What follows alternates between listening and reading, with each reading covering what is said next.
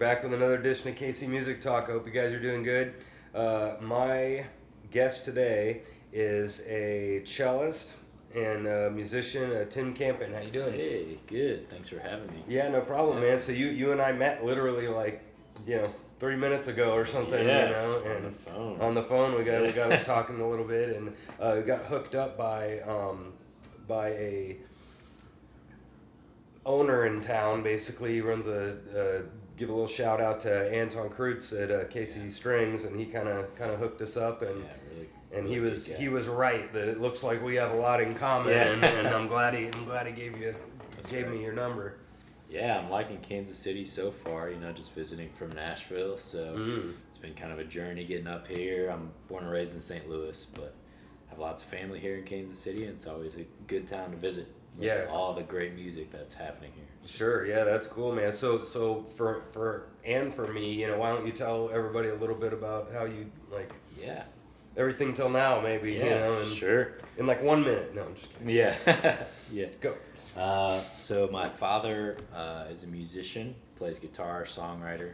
So I started on guitar, and then he had a benefit Christmas concert every year for about 10 years in my childhood growing up. And one year he had a string quartet, and I saw a guy playing this cello, and I'm like, that's such a cool instrument. It has strings on it, similar to guitar, it's a little bit bigger. And so going into the 6th grade, you choose band or orchestra, and so I was always attracted to the strings, and so I started playing cello, but I really just wanted to be John Mayer. I really just wanted to be a cool guy playing cool music, because that's what I loved listening to, was pop music. And then started to learn cello. You just have to kind of play some of the classics, until I went to Mark O'Connor's string camp in New York and saw some crazy good players. Billy Contreras, Mike Block, great cellist. Mike Block went to my high school. Yeah, he's from here. That's I played right. with Shout him two seats down. I was first chair viola, he was first chair No cello. way. I've known him for 10 years, for a long time since. But I know him very well. Him and I sat really close to each other. Wow. Same grade too. Really? Class 2000. Yeah. Yeah, I saw him playing at Mark O'Connor's string camp, and that was kind of the first exposure to me of seeing string players playing non-classical music. So I started thinking, well, maybe this is what I want to do. Maybe I can play cello, not guitar. And slowly, through great classical training and teachers in St. Louis, through the St. Louis Symphony, just learning how to play my instrument really well, but also being able to branch out and learn different techniques. So eventually went to school at Belmont University in Nashville, Tennessee. That's why I call Nashville home now. Studied with Tracy Silverman there, who was in the Turtle Island String Quartet. And then graduated from college, got on a tour with a group called Barrage. It's been around probably 20 years. I've heard of them, Yeah. And so was able to use kind of my non-classical skills in that group. And then that tour ended, and I decided, hey, I'm going to do it myself instead of being a hired gun for somebody. I'm going to, do my own thing. And out of that, started writing my own music, and started branching out into new tunings, and met with some people at NS Design. They make electric instruments, electric violins and cellos, and got a 5-string cello, which really just expanded what I was able to do on my instrument, having a low F string. It's just I was going to ask if it's low or high. Yeah, low F. Low F string, so just a half step away from an upright bass. Yeah. And so between guitar and cello, I played bass in high school and college as well. I always felt like bass was kind of my spirit instrument, I guess. But cello is what I played, and fifths is what I know. Bass and guitar, 2 and 4ths. So just started really playing more bass line stuff on cello, and now that's kind of what I do. I play the chords when I'm writing, and that kind of establishes the foundation for a lot of my compositions. Yeah. Now with my band, which is called Reignite. So that's cool, man. Yeah. But before we move on, I mean, Totally. you mentioned Mike Block. I mean, he's insane. I mean, he's so in our high school, he played Fly to the Bumblebee at our talent show, right? Yeah. We're like, okay, whatever, Mike, on cello, right? Yeah. And then he transposed Zaguna real famous, violin gypsy kind of piece for cello and played that with our orchestra. And then he made National High School Orchestra, I think, senior year. And he is something else. Like, he was touring with Yo-Yo Ma for a while, and he played at his wedding. Right. Like, Yo-Yo Ma played at Mike's wedding. Wow. That's how close they are, and he calls him Yo-Yo Mike. Yo-Yo Mike. Yeah, like that's how they're like making nicknames for each other. Yeah. So with that idea though, like when you saw somebody like him or a Mark O'Connor or any of these really like killer cello players, or even at the beginning when you saw cello, like what was it about cello for you? Yeah. Okay, good question. Was it like the range and how low it was, or like what? Like, I mean, a lot of it. It's funny because just talking to Mike, he said he originally chose cello because he could sit he down. wanted to sit down. Yeah. He invented a strap for cello so you can stand up, which he said, I've heard him say that before. Yeah. But for me, I guess it was I mean, the instrument's just so beautiful. It's a really, really beautiful instrument. And the bow was something I'd never done before playing guitar.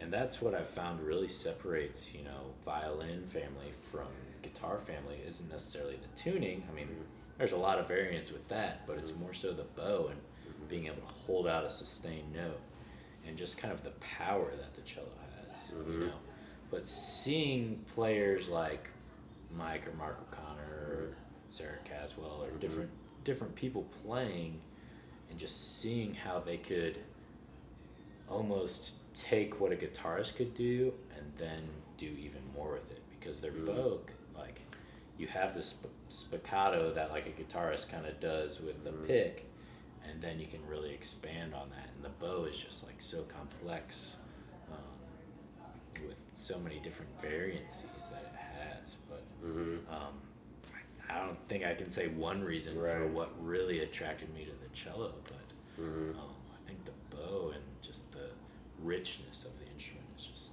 so great. Sure, yeah. And so you were talking a little bit about your writing or whatever, and so you were trying to explain to me like what your group is and sort of the instrumentation and stuff, and what the cello's role is in that band. Like, talk about that a little bit. Yeah, sure. So I was always attracted to string quartets. In high school, got in a really good string quartet, played lots of weddings and lots of different quartet music as well. And I loved that because there's so much attention to detail within that. Where when I played in a symphony, I could kind of, pass with like a B or a C. But if you do that in a string quartet, you're gonna stick out like a sore thumb. And so That sounds bad. Yeah, yeah, Very bad. Yeah, and so I've always been drawn to string quartets. So then, in college, started playing non-classical string quartets, all the Turtle Island string quartet arrangements. Because their stuff is very cool. Yeah, and then I really started, it sunk in like the cello is the bass player in a string quartet. So you got, violin one and viola kind of doing a lot of mid-range or passing around melody or harmony stuff, but the cello's always holding down that bass line. Whether it be canon in D and you hate your life, or whether it be Taco Bell canon. Yeah, playing the same notes over and over, really easy stuff, or whether it be, some funk thing that Tracy Silverman wrote for me or for Turtle Island, and me just trying to play that and trying to keep up with all these rhythmic complexities that are in there. I really just grew an appreciation for like being the bass player in that role. And so expanding beyond that, the only thing we didn't have in college was drums. So with the tour I was on, Barrage, it was a string octet. So cello, bass, viola, violins, and a drummer. And so that drummer went to school with me as well. And so I started thinking, okay, if I were to start my own thing, it's definitely going to be a string quartet. But how am I going to work in drums? So originally I had a string quartet backed up by a drum. But I didn't necessarily want her to feel like she was just backing us up. Right. So now I see it as me being the bass player, her being the drummer, and then the two violins trading off harmony, rhythm, and melody. And so that kind of completes the quartet. Right. That's because there's so much cool rhythmic stuff that we did in Turtle Island, but having a drummer just really like fleshes everything. Sure, Yeah, but it's called Reignite. It's just I call it a percussive string quartet. So we do a lot of different rhythmic and percussive styles on our instruments, as well as like adding a drummer to the quartet. So that's cool, man. So you were talking a little bit on about the chop or whatever, and it's pretty fun. I've tried to do that, and I'm not very good at it. I can do the just boom chuck pretty easy, but watching what's the stupid guy's name? Daryl Anger and all those guys. He's he's just like going off and doing funky rhythms, and he was talking about that you've got to like sync it on there so you can grab it off, and I was understanding, because if you just come down and off, it's not going to get the sound. Right. But it's not just bounce off of it. You've got to like sync it down. Very but true. you're doing this fast, right? Lip sync, and it's weird. And he was also saying, I don't know if you guys can see this, but you usually have something resembling a curved thumb. But he was talking about roll it out, right? And you have your flat thumb, and so you're not putting it flat on the string, right? You're kind of like tilting it a little bit, or no, it'd be the other way, how he did it, I think. But anyway, so you guys do a lot of like percussive kind of stuff with all three of you guys then? Yeah, definitely. At different times? Yeah, and chopping is just different on cello than violin and everything, but just like using the bow again, like if a guitarist, mutes his strings and just there's like a lot of power with like hearing that. It supports a lot. So yeah, we do a good bit of that, and the chop is something that we do a lot of educational outreach as well, and something that we teach kids. If you just want to feel a pulse, there's something called the backbeat. You don't really learn this in orchestra, but you play it on 2 and 4. So we're going to teach you to chop, and you play it on 2 and 4. Yeah. And it's just nice, like having the ability to do that. And also, if the drummer needs to do something else in our band, she's able to do that. She's a great percussionist as well. So sometimes she switches to a big bass drum or keys or whatever. Or even like a solo or something where you guys can kind of keep it rolling with solid rhythm. Yeah, definitely. So it's been neat to kind of take what we learned. Most of us that I play with now are Belmont people, so we've all kind of learned like the chop and these rhythmic things. The strumbowing method, which is Tracy Silverman's kind of method of just keeping your arm going while you're using your bow, so you have more of like a rhythmic subdivision. But just like really just honing in on being a tight rhythm group, like a horn section almost, is what Tracy always said. Yeah. Just play like a horn section and be tight, because you don't hear too many string players, because we have such a legato kind of way we can get away with so much. A drummer or horn player, if you aren't precise, you're gonna again stay out. Sure. yeah, and like strings, I mean, that's what the what do you call it? Kind of the background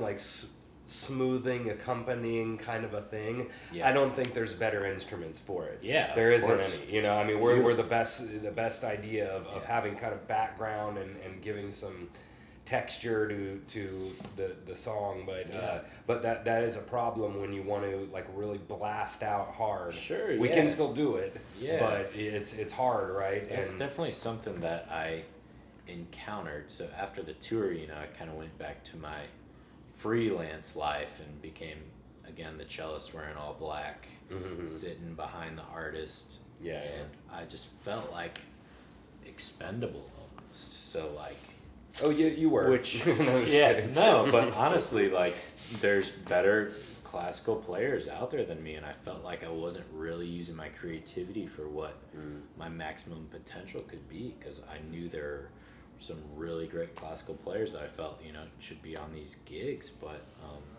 which another tangent of it's who you know and stuff like that. But, I just really, I mean, and there's great art in that too, like being able to support and back up an artist and make a beautiful string sound, and I really enjoyed that, for thousands of people being able to do that. But it's so different from everyone can pinpoint and hear me and know exactly what I'm playing versus hearing like a string section behind. Sure. And it's more satisfying for me, and I'm not saying it's better or worse for anyone, but it's more satisfying for me to just know that what I play, if it's a boom, like low F that shakes the whole building, that makes me feel pretty good. Because cello, especially in a lot of bands, you can't hear it in the mix. It's so mid-range. Right. If there's not a good sound guy out there, it's just going to get lost in the mix. So. Right. Yeah, and so speaking of the range part, tell me about this viola cello thing you got, your instruments. So let's go geek on them and equipment. All right, we're nerding out here. Nerding out. Okay, so viola is the violin, as Cholula is the cello. So I'm pioneering an instrument called Cholula, and it's pretty much tuning cello down a fifth. So if you think of taking the top string off of a violin and adding a low string, that's pretty much a viola, with a bigger body. So I'm doing that same thing to cello, but you're taking off A and you're adding a low F. So you just got half step between a Cholula and a bass, but it's tuned in fifths, so you have a bit more of a range. So when a bass player solos, a lot of the time it's just bloop, bloop, bloop, bloop, kind of thumpy when they get up there. But the Cholula, you can really solo pretty nicely. I have a jazz tune out called Night Shift. That's my original, and Billy Contreras, one of the best jazz violinists out there. He's a Nashville cat. He played on it, one of my teachers in college, and just beautiful solo. But that was kind of my first step into playing this acoustic Cholula instrument, and I just really enjoyed like being the bass player, but also still being able to kind of solo up a little bit higher than I would on an upright, because I play upright as well, but it's like that sweet spot, right? It's like they always go up into thumb, and like that little spot right there is the only place you can hear anything, right? Exactly. Is it still cello size? Yeah. My dream, I've talked to some people about having it be a little bit wider, kind of like viola, but essentially that top G on a so you just string it F, C, G, D on a regular cello, huh? That's interesting. Just coining it right now. Yep. But I really think it could be a trend, and I'm a firm believer in like fifths. I just love fifths, and I like fourths for playing sometimes. I think it feels more comfortable, but as far as writing and the theory behind it, I think fifths are just...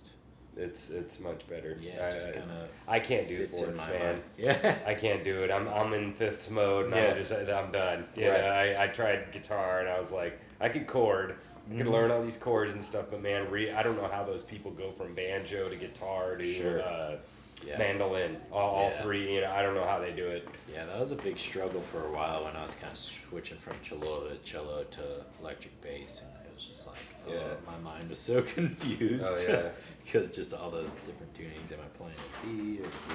The fifth down wasn't bad for me because I started on a violin, and when I went to viola, see, that was easy. That didn't bother me at all, but it was still all fifths. Right, totally. So like, okay, so with your band, we talked on the phone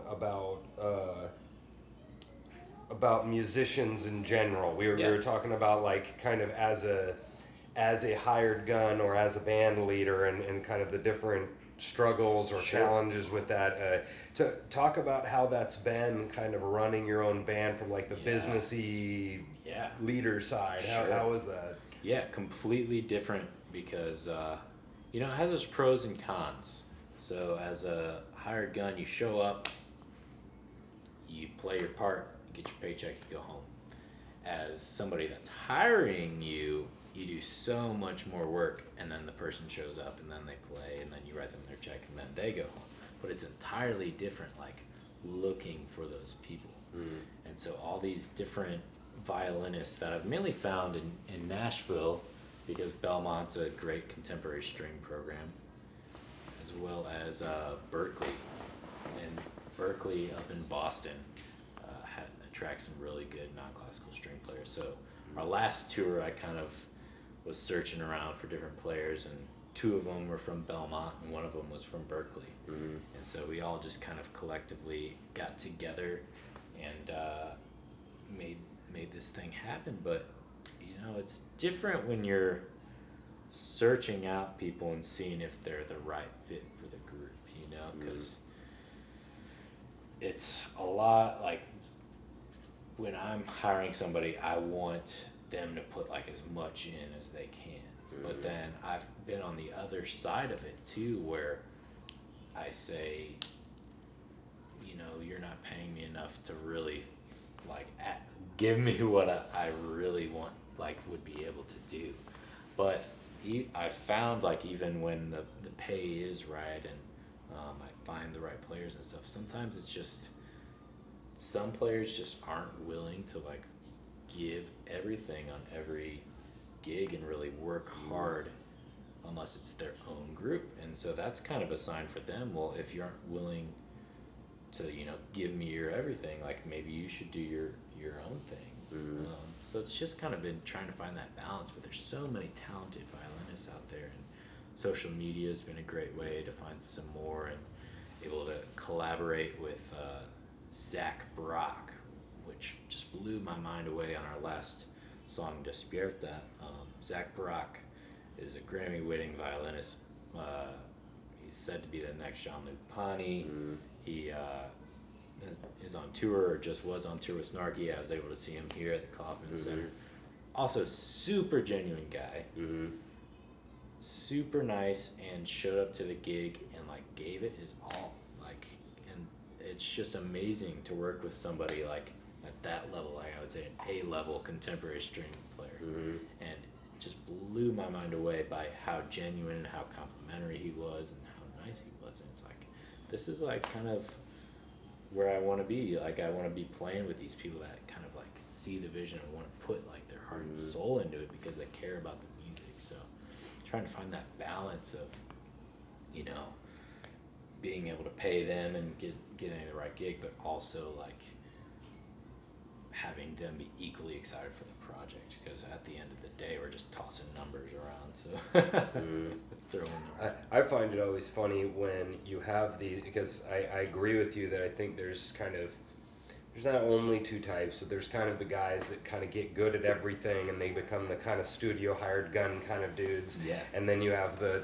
kind of leaders that are hiring all of them. Right. And then you have everybody else, you know, but with those 2 players, you would think what you were saying, that if this guy is sitting there like kind of complaining all the time, or definitely doesn't seem like he's into it, or has a lot of cool ideas himself, you would think that every single other person would want to just, well, then go make your own group so you can make all the decisions. But I found that there's not a whole lot of people that actually want their own group, because they actually they don't have the vision and the foresight to see to kind of create a project, especially if it's something like what you're doing. With our band, it's, you know, a lot of covers. He has this good big 8 huge tunes himself, but it's a cover band, you know, and but when you're doing a really artsy thing like it sounds like what you're doing, a lot of people don't want that responsibility. They want to show up and kind of play, and maybe they'll put it, you know, they'll try really hard, but then they're kind of very okay with accidentally not loading up when they, you know, that it's your job to kind of load up all the gear, and then they kind of accidentally leave and take their check, you know. I mean, I found that especially with violinists that are used to, you know, reading music. Like that's what we're all trained on.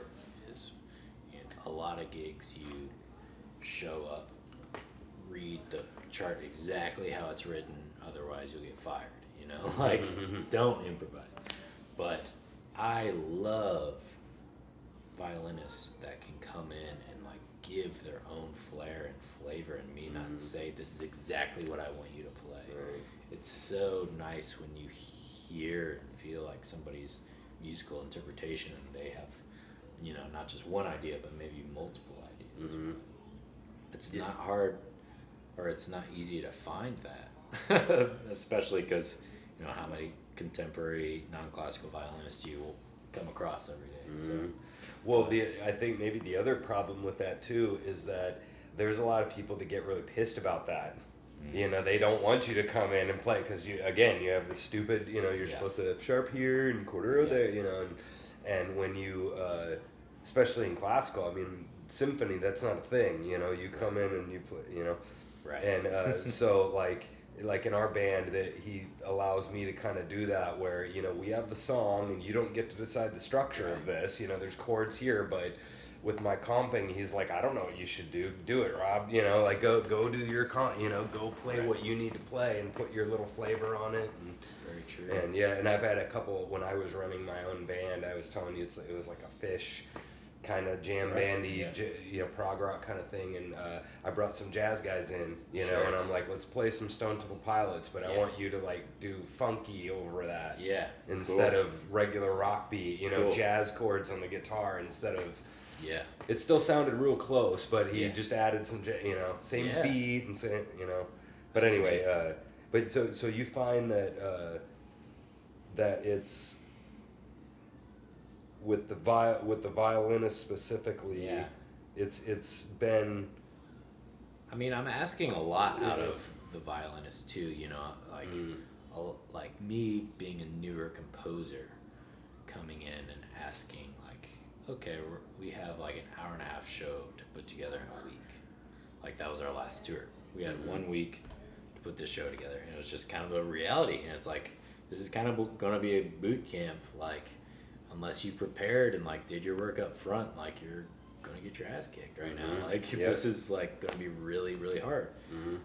Me and the drummer like did a lot of preparation up front, and I mean, me also being the composer, I knew the songs pretty well, but we spent a lot of time just figuring out parts instead of working on the music. So it's kind of like, you know, if I can find people that will do the work up front, then we can like really get to the nitty gritty of it. But then again, it's not the easiest music when you're playing in 13 and different, like, you're right. I guess more progressive. So. Yeah. So that's cool. So with your writing, like, what was your? So you've already talked about kind of the unusual, like. Instrumentation and stuff, you know, with the two violinists, no bass player, you know, that, and no guitar, no chord instrument, really, right? I mean, that's yeah. I guess like, I consider myself the chord instrument, right? Yeah, but no, like, I guess piano, guitar, accordion, you know, I mean, none of the typical. But so, like, with your writing, like, what you said you're so again, what are you kind of doing here specifically? Is you're writing? Tell us what your project is. Sure. So Reignite, to this point, has been a band, and it's been around for about 2 years, just kind of building up the brand, doing all the business side of it, starting a book, learn how to do like the live thing, getting all the gear for that. But my vision from the beginning was have it be more of a storyline, so kind of like cinematic music. So essentially, we're going to have Reignite be a movie. Like my dream is for this to be in IMAX. Like that's a big dream. Right. So, but I also love playing live. So, the vision I have right now is have a storyline, pretty much just of a flame that burns out. The flame kind of has a human characteristic and goes through a bunch of things during life, then burns out, and then it's going to be in 3 movements, and the third movement is called Reignite, and so that's kind of when the flame kind of comes back to life again. Lots of pyrotechnics. Again, it's all a vision right now. But me just kind of writing the soundtrack to the storyline I've created. And so working on finding a visual artist, shout out if anybody knows of some good visual artists. But just really, I've always wanted to write movie music, but as I've learned and seen a lot of my friends start to do film scoring, you're kind of locked into what is on the screen in front of you. So if you have a person stab another guy, this is a soundtrack I did for some 48-hour film music festival, and all of a sudden, like, your shrill noise on the violin has to line up exactly with that. Where I'd rather I compose this, and then all of a sudden this happens in the visuals. So it's kind of like a backwards approach, and it gives me a little more freedom as a writer to have that instead of being stuck to what the pictures kind of portray. Yeah.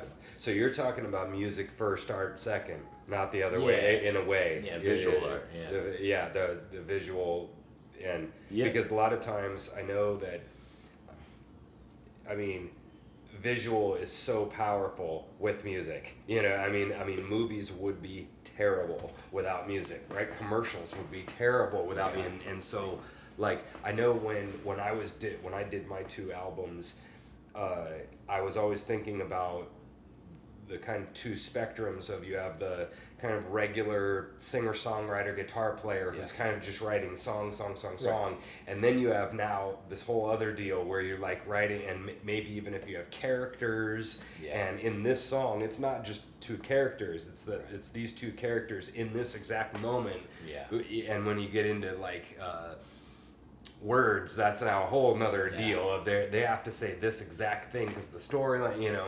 And I would think that would be the idea that you're proposing sounds hard. Yeah. It sounds like a difficult endeavor. Very possible, but it sounds like that would be kind of difficult. I mean, the longest thing I've written is about 9 minutes, and that was Reignite's last tune called Despierta, which had Zach on it. But this is, I'm trying to get an hour and 20 minutes of kind of music. That's a lot of music, yeah. And so what I've done is created the storyline and visually drawn it out in front of me just on this big whiteboard, and just kind of creating different scenes.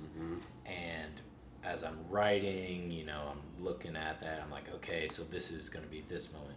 But a lot of times I go back and I listen to some things I've already written and say, where is this going to fit? I don't understand. And so I stare at it and I listen to it, and I come up with like a whole new idea of the plot just on the music, which is something that's really, really fascinating, especially if it's something that I've written a couple of years ago.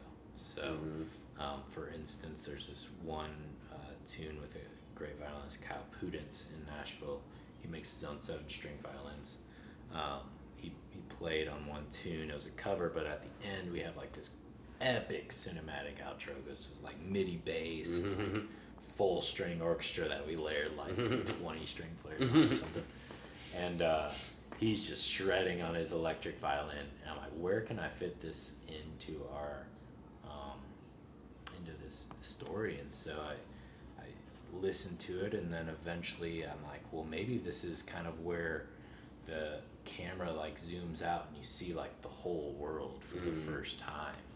There's just kind of like a goosebump kind of moment, just like picturing that in my head, and then like quickly writing it down in my Excel spreadsheet of like. So you remember it? Yeah, yeah, exactly.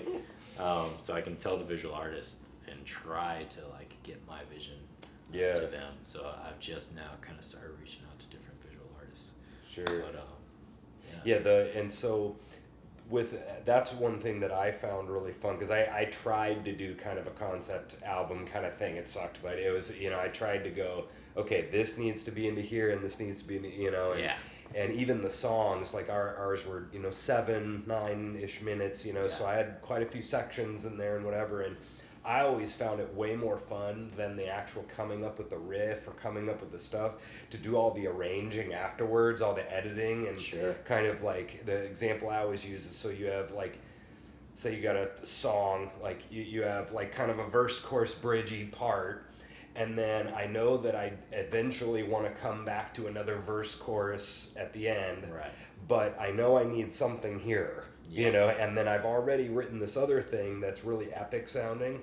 So I know that epic thing makes absolutely no sense here, and not here, you know, and I go through all the, you know, and I'm like, okay, if I put this here, that doesn't make any sense after the bridge. I need to build, and then I have another build with this epic thing, and then I come. So I'm kind of like, okay, so that means I need another 2 minutes of just jammy nonsense here to build. Right. Did you like?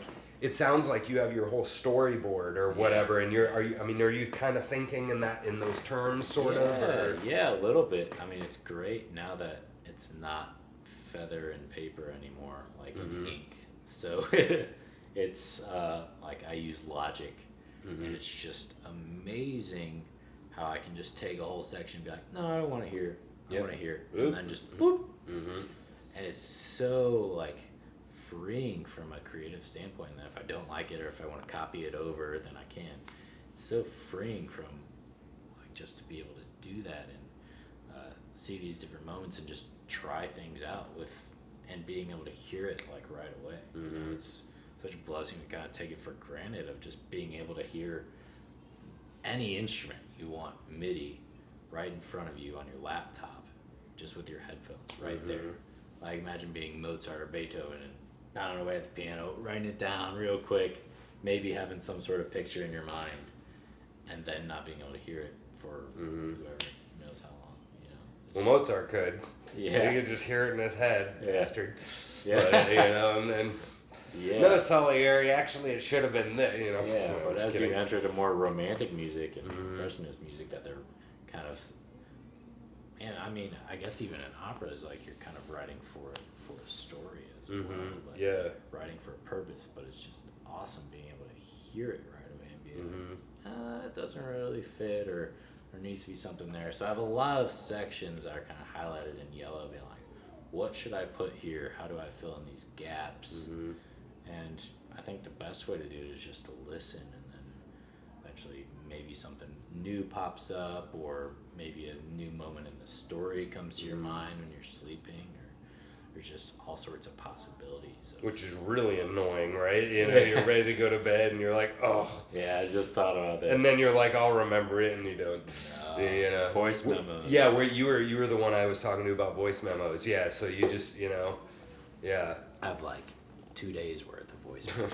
It's like, I don't know who, or I'm not going to go through them all, or who's going to ever.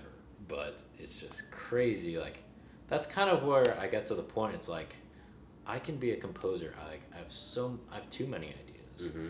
Which is a really good problem to have. Yeah, but it's more just like, how do I make these ideas cohesive? And so today I was kind of working on different motifs and how to have repeating occurrences of kind of the same thing over and over, which is really popular in different Beethoven's Fifth. Yeah, exactly. Best example of that.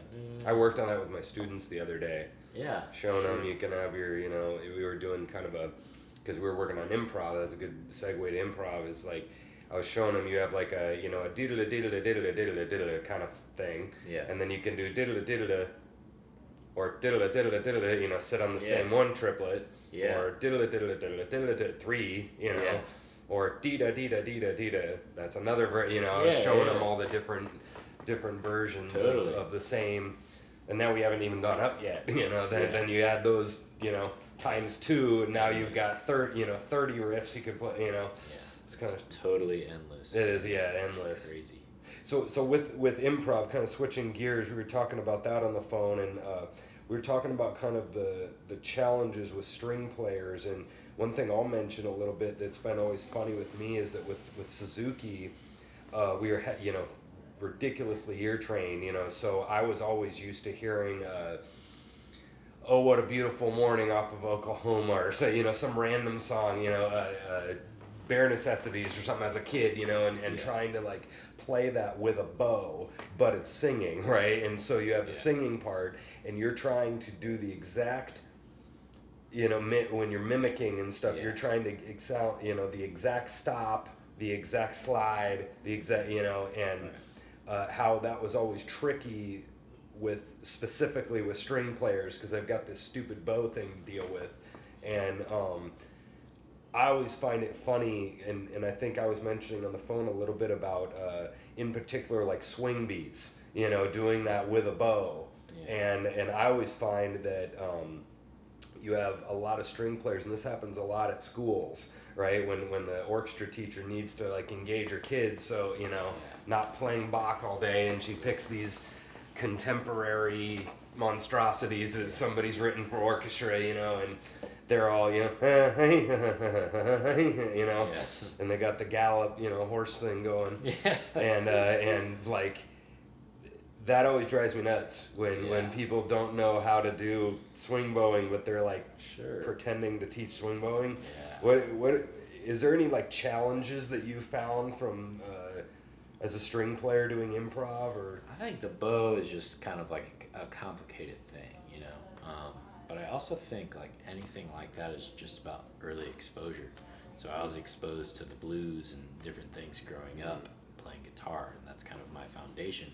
But a lot of string players, they didn't listen to jazz till college. That's kind of what my dad was always cranking jazz fusion. And so I really think it's just what is in your ear more so. And I also have a pretty strong passion for like, why do band people only get to play jazz? Why don't string players get to play jazz in middle school? And like in middle school, it wasn't even a thought that I could be in jazz band. In high school, it was a thought, but they didn't really know like how to fit me in. They're like, what are we gonna do with the cellist? And so it's really interesting how separate like the two, like band and orchestra are. And so just being able to teach kids from an earlier age to have a pocket, to groove, to swing, to play modern is like not really being taught a lot in schools, and I think that's a big part of it, but when you get to maybe a college level and you start playing some swing music and everybody's a classical player, it's not going to sound right because they just don't have it ingrained in their ear, and like it's not what you're used to playing. So but I mean the mechanics of it are, that's another thing, I guess. Right. Just with the bow. But you think that the listening exposures is pretty big. I mean, I didn't deal with jazz till college, but I listened to a ton of like rock and stuff. Obviously as a kid, Nirvana and Stone Temple Pilots, Chili Peppers, that kind of stuff and all their classic rock from my parents. So I knew all those songs, and so I definitely got exposed to like some different kinds of music, and so that's why I get up at a jam now and I'm like, oh, Mrs. Robinson, please, da da da da da, and you just play it off the top of your head, and and like so the other one that I think is really funny is for all of us classical people, we get in the perfection kind of situation, like a mentality, and what do you think about mistakes in improv? Sure. Tracy Silverman shared, again, Tracy was my teacher in college, was also in the Turtle Island Quartet. He shared an article that I read the other day about improvisation, and not necessarily even with music, but just in general. Like technically, I'm improvising what I'm saying right now. All conversation, isn't it? So when I'm improvising what I'm saying right now, I can't self-analyze myself, because if I critique myself, that part of the brain works differently than the creative part of the brain. And they almost shut down, the study showed, like they left, can't, right, they cannot work at the same time. So if you're analyzing yourself while you're trying to improvise, all of a sudden your heart starts to beat faster, and you can't like come up with as original ideas. But if you improvise without critique, which is very, very different from classical music, then you're onto something. Because are there any mistakes in improvising? A million. If you're analyzing. Sure. If you're analyzing, but if you're not analyzing, are there mistakes? Yeah, right. Yeah. That's a good point.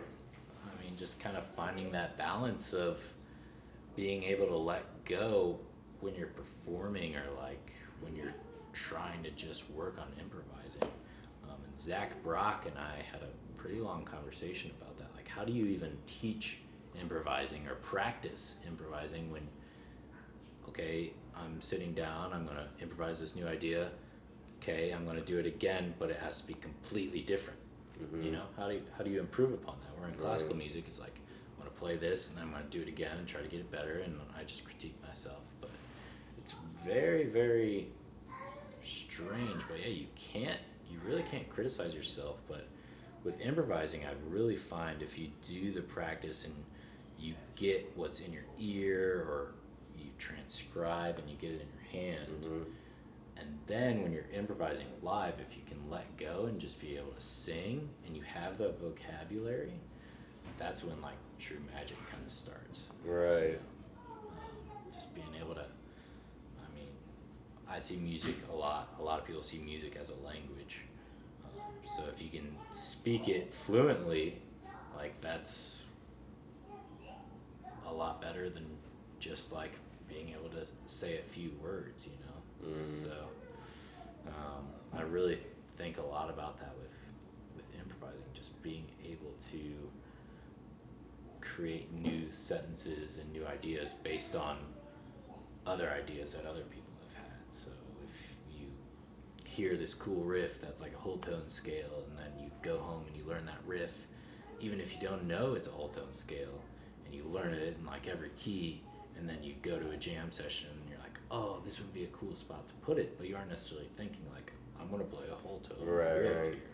So just do it. I find that to be like a great approach to improvising, instead of the more mechanical way of trying to do it. But I mean, there's also a lot of great improvisers that know the ins and outs of theory and can really just create something magical, and there's an art to that as well, and that's great. But just creating your own idea is just a whole nother thing. Right. I'm just a big believer in transcribing. Any jazz cat. Yeah, right. Yeah, transcribing is huge. Yeah. And I would start easy. You know, I mean, Sure. You got to start with Happy Birthday and Silent Night. I mean, you got to start with like easy crap. You know, like if you're a kid, obviously, in fourth grade or something. But I always find that I think I heard Branford talking about this, Marcellus, and he was talking about that a lot of times we have practicers and then they go play what they've practiced improv wise, you know, and that's the space that I feel that I'm in right now is, you know, I'll put on my stupid iReal Pro, you know, and then go through these stupid songs and, you know, throw a Cherokee and, you know, and then All Me and, you know, but, you know, I'll kind of, I call it the toolbox way, where you just have, you know, your hopefully 8 million riffs, and you throw, you know, boom, throw that one in, and then boom, and then throw, you know, your triplet thing, and then you're you know, and eventually you want to get 1,000 tools instead of the, you know, the 100 you have right now, and but I found that if I do that, I'm starting to be a practicer, you know, I'm starting to kind of, and once in a while kind of come up with something sort of new. And, but that's opposite from what you were talking about, right? You were talking about, you know, it's just totally, off the top of your head. I mean, and I'm just thinking, you know, and I'm just thinking about just improvisation in general. Practicing improvisation is another, I guess, another separate topic in my mind. But learning. But the way I do it, I have a hard time doing what you were describing. I think is so I'm saying that I'm probably practicing wrong. If there is a way to practice it, like you were joking, like is there? You know, is there a good way? Well, obviously there is. Because there's you know, a million people that are really good at it. So, and they've gotten better. Right. How did that happen? Well, some way. You know. Yeah, and I've kind of I've learned I love slow improvising, which is also composing, you know. Composing is improvising. Right. So I really enjoy creating something when it's peaceful and quaint and there's no pressure of like, here's these chords, go solo, go take a solo. Like, I find that very different than just sitting down and sitting at my cello and just freestyle, just what do I hear in my head, and then also transcribing different chords. So like I transcribed This Land from The Lion King, and just the power of those chords in that song, which I'm so excited for the new Lion King. But it's crazy just like what you can learn and just like the functions, modulations and stuff of different composers, just creating these ideas and then adding that to your vocabulary, and then you hear something on the radio and you say, oh, I know exactly what that is. But it's just wild just how vast and expansive like improvisation creativity can be. So. Yeah. So probably getting close here, but sure. But I'm always fascinated too about, we were talking about kind of the gigging scene, and in different cities and the mentality of that's kind of what the show is about, is just kind of talking about the mentality of different musicians. And like, I'm fascinated in Kansas City how it always seems like there's these, it's still pretty much the Wild West here in Kansas City. I mean, you can get a band and go find $100 gig for yourself. I mean, it's out there. If you go do some work, I mean, you can just walk into a bar owner, and if you talk them into it, they'll do it. So that's pretty cool. It's not pay to play here. Yeah. Like I've heard Austin is, and I've heard some New York, and like you're playing gigs for free, and like just to get exposure. I mean, you can still, it's hardly any money, but you can still make some money here. But the problem is that everybody ends up at this like $300 for a band gig. Yeah. And there's just like, I mean, there's 50 bands in town that are just on this stupid circuit where you find a bar and you play there 4 or 5 times if it goes well, and then you didn't bring enough people, right? And then you go to another bar and you didn't bring enough people, and then and we just do this round robin of crap. And then and then you get, my buddy always jokes, he's like, it's kind of a rat race, and then you die. Nice. Yeah, isn't that great? But that's how a lot of musicians sort of feel, the gigging, the studio guys that are trying to find work and stuff, and we're all trying to figure out how to get to that 800 to 15,000 or 1,500 kind of gigs. That's like the next level of playing festivals and doing like concerty stuff but one of the problems is that everybody wants to get that, but we're drawn between this problem of becoming the studio guys that you just mentioned, how they're just amazing players. But a lot of times people just don't care. They want in general, they're looking for this J-Lo person, and then you have the whole backing band, but they don't give a crap about them. They want to see but J-Lo can't do it without them either, because she's terrible, but she has charisma, and she's good looking and can talk to an audience, and stuff. And so I'm fascinated by that dynamic of should we be the person that aspires to go to Berkeley and learn really play music beautifully, and then you get out here and then you see just trash. You see trash gigging, but they brought 50 people, right? So they're making money. Do you have any thoughts about how is Nashville for that kind of stuff, or other? Sure. I mean, at the end of the day, a bar just wants more money. They want more business, so it makes sense on their end. But the bar scene or recording scene, I guess in Nashville's kind of unique. Nashville's a town built on so many tourists. Like, it's pretty ridiculous what this town's turned into. I've lived there about 7 years now, and just seeing, like, my sister lives in New York, and she says downtown Broadway in Nashville is worse than Times Square. Yeah, wow. And I'm like, well, that kind of says something about how insane it is, because there's so many drunk people, but there's also a lot of musicians that go there that, make some decent money, but that in itself kind of is a little bit of a trap, because at the end of the day, like, musicians normally aren't in it so they can just play for a bunch of drunk people, if you're really wanting to do it. But we need also musicians that enjoy just playing live and going out there and having fun, and entertainers too. Like, you're going out there and entertaining and bringing people in. Like, that's great. Like, we really, really need that, especially in Nashville and every town. Like, need some really good entertainers to bring people in. But if you're in music for, some other reasons, like me being in Nashville as a cellist, I was never really approached to be in the country scene. because most people don't think of you. What are they going to use you for? Yeah, I mean, I've had a couple gigs here and there playing cello, but it's just never really had the option to kind of fall into that, I would say, trap of, you get these gigs that you can make 500 like every weekend or something. Right. I don't know.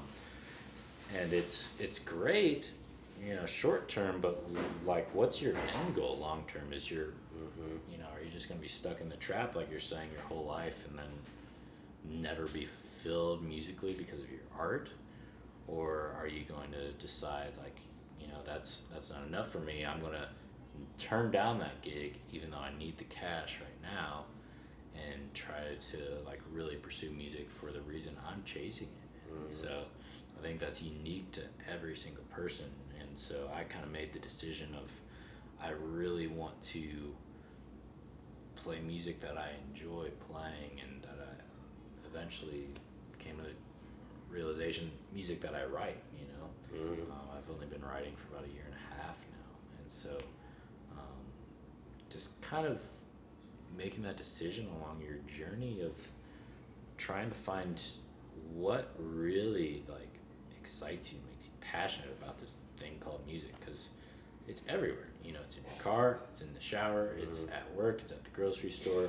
Like, it's more saturated than ever, and it's also smushed. Like, no one thinks of music as anything because it's everywhere you go. Right. So if if all of a sudden we didn't have electricity, people would be starved for like live acoustic music. Stimulation. Because it's like, I can't just turn on my phone and shuffle on Spotify and listen to a couple ads so I can rip off some music for some reports, which is another conversation. But what do you think about the idea of musicians choosing to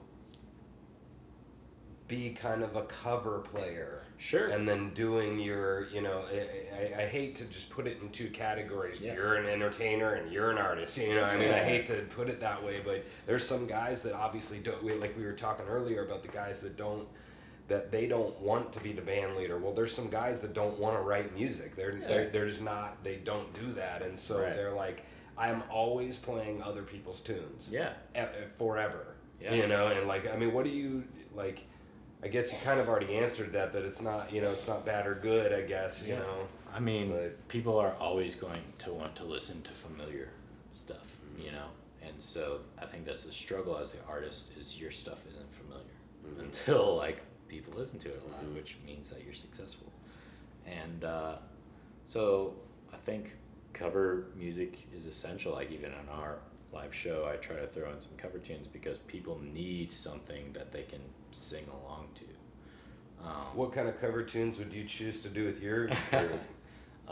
It kind of varies. One tune that I love doing is Neon by John Mayer. Okay. Familiar with that? So I play that on cello because he drops his guitar and drops C. And it kind of works nicely on the instrument, but it's fretless, so it's a little hard to play.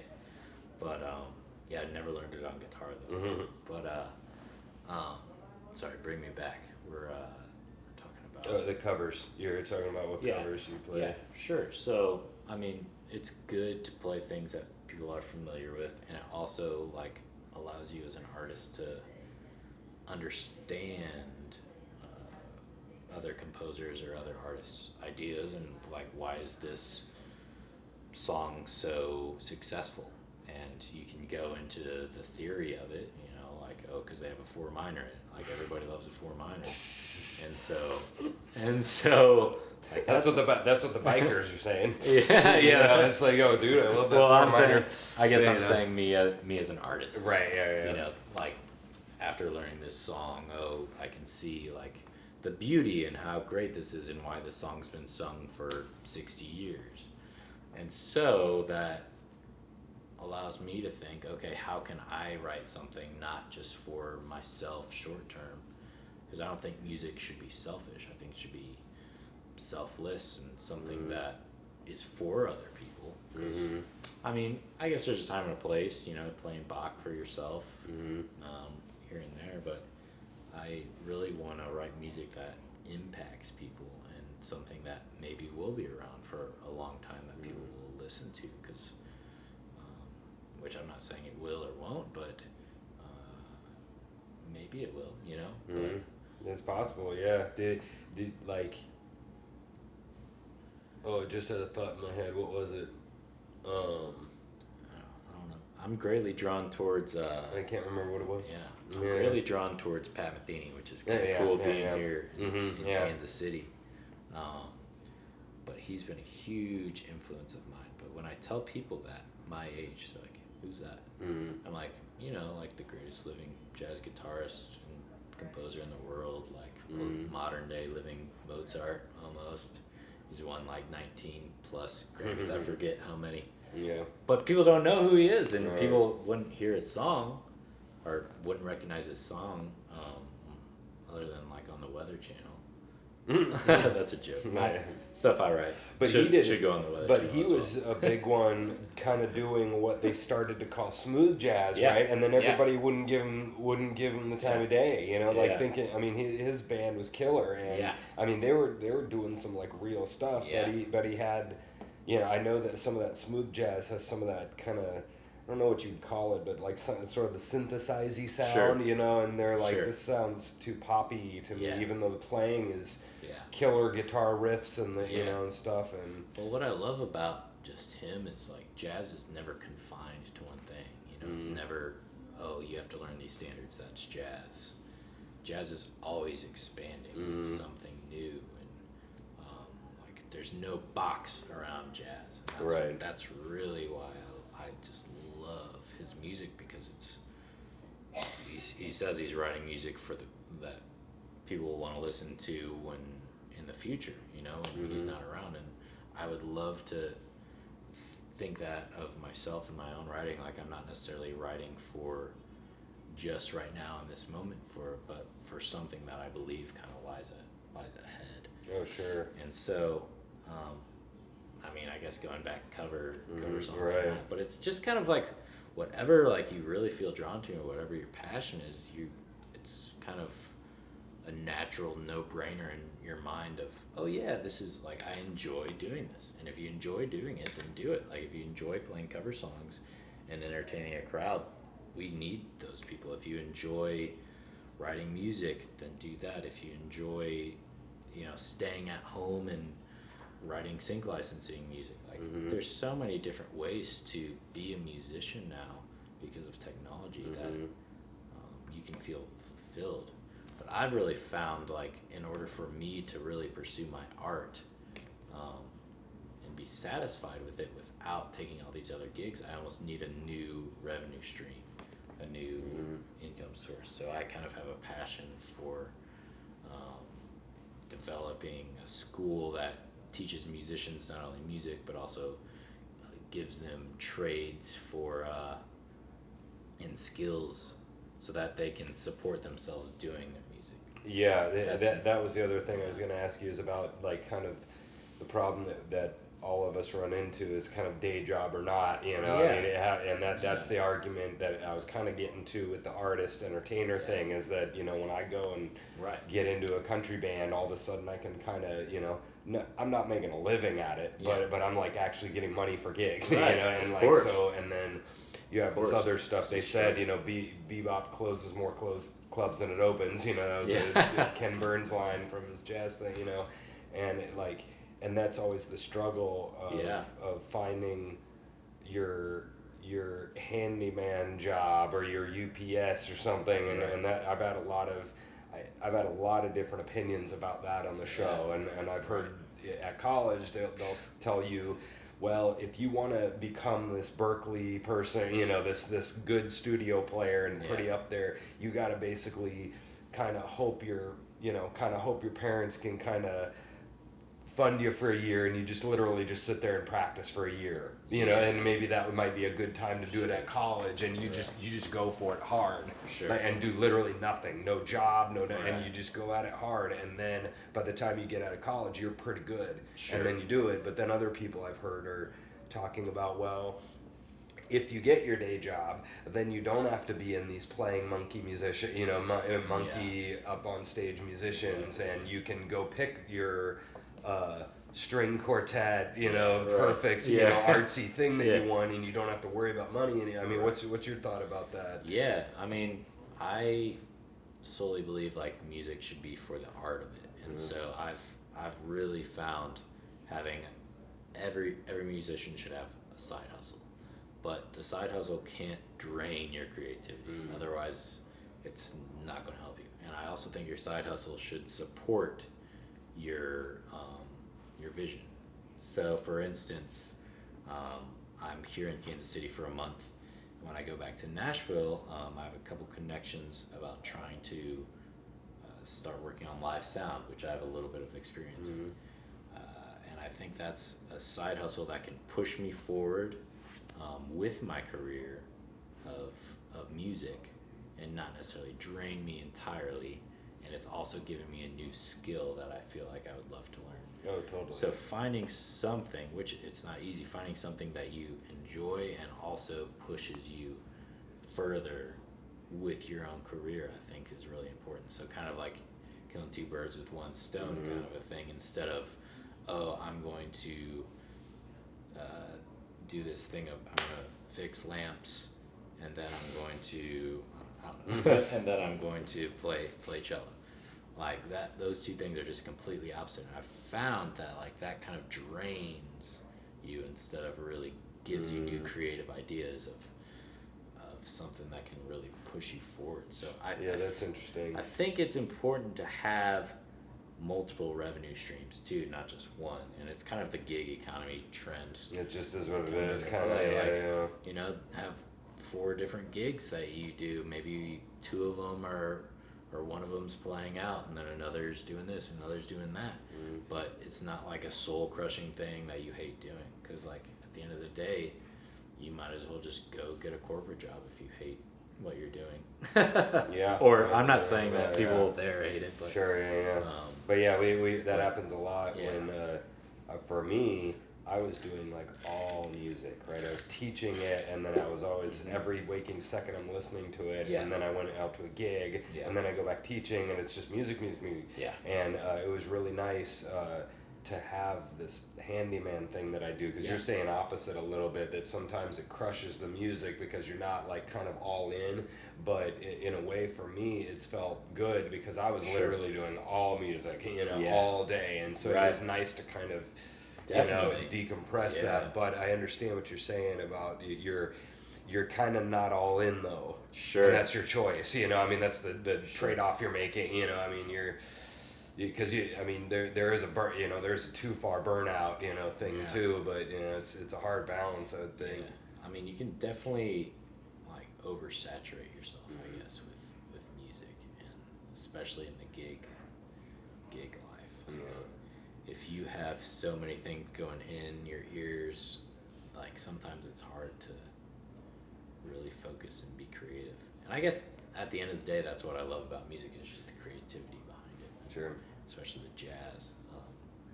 But I mean, there's no right answer for anyone, but I've kind of found like a happy balance of getting some side gigs that aren't music related that allows me more freedom and take some of the money pressure off and allow me to just have my art be my art. Where when I was doing freelance cello and working the grind and having it all be music, I found that to kind of suck my creativity away. So I think that kind of sucks things away from what you really want to do. Probably shouldn't be doing that, I guess. Well, one more time, shout out your band. Reignite. You find us at Reignite Music, and it's a progressive string quartet. Our latest tune is called Despierta, which means wake up in Spanish. And that's the one featuring Zach. Zach Barak. But Reignite, Cool, man. Totally. That's probably a good stopping point. This is Tim Kampen. Hey, thanks for so coming, much man. for having me. It's been a really nice time here, and I'm sure we'll connect more in Kansas City. Sure, man. We'll keep up all the good work. Sounds Yeah. like you're being a good ambassador for for string players doing different kind of stuff and music in general. So keep up the good work, man. Cool. Thanks, Rob. Get out of here. See you next time. Nice.